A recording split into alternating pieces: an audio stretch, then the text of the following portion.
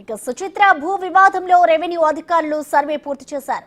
Survey number 82, 83లో survey చేసి revenue అధికారులు హద్దులు గుర్తించారు. ఇవాళ సర్వే రిపోర్ట్ను పోలీసులకు కుత్బుల్లాపూర్ తహసీల్దార్ రెహమాన్ అందించనున్నారు. రెండు వర్గాల డాక్యుమెంట్స్ వివరాలు కావాలని సబ్ రిజిస్టర్ కు పోలీసులు లెటర్ రాశారు. మరోవైపు మాజీ మంత్రి మల్లారెడ్డి సీఎం రేవంత్ రెడ్డి అపాయింట్మెంట్ కోరారు. సీఎంను కలిసిన తర్వాత అన్ని వివరాలు చెప్తారని ఆయన నిన్న చెప్పారు.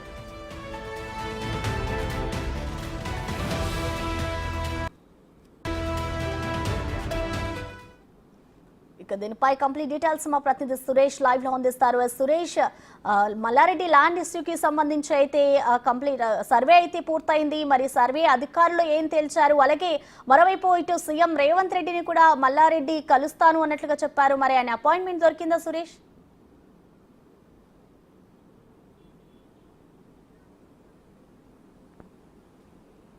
ఏదైతే సుచిత్రలోని సర్వే నెంబర్ 82కు సంబంధించిన భూమిలో తనకు సంబంధించి 2 ఎకరాలు 20 గుంటల భూమి ఉంది తన కాంపౌండ్ వాల్ పరిధిలో అని చెప్పేసి మల్లారెడ్డి చెప్తున్నారు. కానీ అదే సర్వే నెంబర్లో 4000 గజాలు 7 మంది కలిసి కొనుగోలు చేశామని చెప్పేసి శ్రీనివాస్ రెడ్డికి సంబంధించిన ఆయన చెప్తున్నారు. ఇద్దరి మధ్య డిస్ప్యూట్స్ నడుస్తుంది కాబట్టి అసలు ఈ ల్యాండ్ రికార్డ్స్ని ముందుగా రెవెన్యూ అధికారులు పరిశీలిస్తున్నారు. దీనికి సంబంధించి నిన్న రెవెన్యూ అధికారుల ఆధ్వర్యంలోనే కుత్బుల్లాపూర్ తహసీల్దార్ రెహమాన్ సమక్షంలో సర్వే నిర్వహించారు.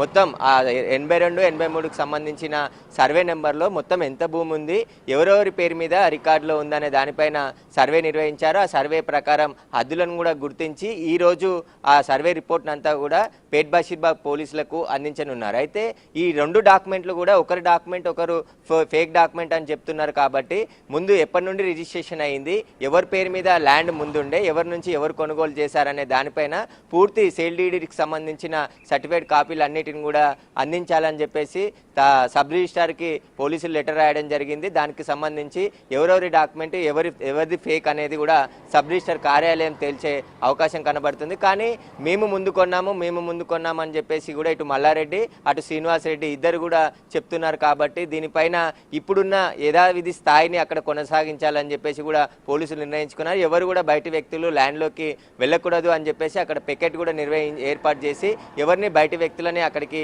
అలో చేస్తలేరు. ఇప్పుడు రెవెన్యూ అధికారులు ఎలాంటి సర్వే రిపోర్ట్లో ఏమందించారు, దానికి సంబంధించి ఆ రిపోర్ట్లో ఎక్కడ హద్దులు గుర్తించారు, ఎవరి భూమి, ఎందుకంటే 82 సర్వే నెంబర్లో ఎంత భూమి ఉంది, ఎవరిది అనే దానిపైన కూడా పూర్తి ఆధారాలతో సహా రిపోర్టు తయారు చేయనున్నారు. దీనికి సంబంధించిన తహసీల్దార్ ఎలాంటి రిపోర్టు పోలీసులకు అందిస్తాడనేది కూడా ఇప్పుడు చాలా కీలకంగా మారింది. ఎందుకంటే మల్లారెడ్డికి సంబంధించిన భూ వివాదం ఆయన గతంలో కూడా ఆయన మంత్రిగా పనిచేసిన సమయంలో కూడా ఆయన పైన చాలా ఆరోపణలు వచ్చాయి. దానికి సంబంధించి కబ్జాలు చేశాడని చెప్పేసి చాలామంది ఆరోపించారు. కానీ ఇప్పుడు మళ్ళీ సుచిత్రలో ముందు ల్యాండ్ అంతా కూడా షాపింగ్ మాల్ అన్నీ కూడా వాళ్ళ పేరు మీద ఉన్నాయి. కాబట్టి వెనకాల ఖాళీ స్థలం మల్లారెడ్డి కావాలని కబ్జా చేసి మమ్మల్ని బెదిరింపులకు గురి చేస్తున్నాడని చెప్పేసి కూడా శ్రీనివాస్ రెడ్డి చెప్తున్నారు. కాబట్టి ఇద్దరు ఇచ్చిన ఫిర్యాదులని కేసు నమోదు చేసి పేట్ బషీర్బాగ్ పోలీసులు దర్యాప్తు చేస్తున్నారు. దానికి సంబంధించి విచారణ కొనసాగుతుందని చెప్పేసి కూడా వారు చెప్తున్నారు. కాబట్టి ఇప్పుడు ఏం రిపోర్ట్ ఇస్తారనేది కూడా చాలా కీలకంగా ఉంది. అదేవిధంగా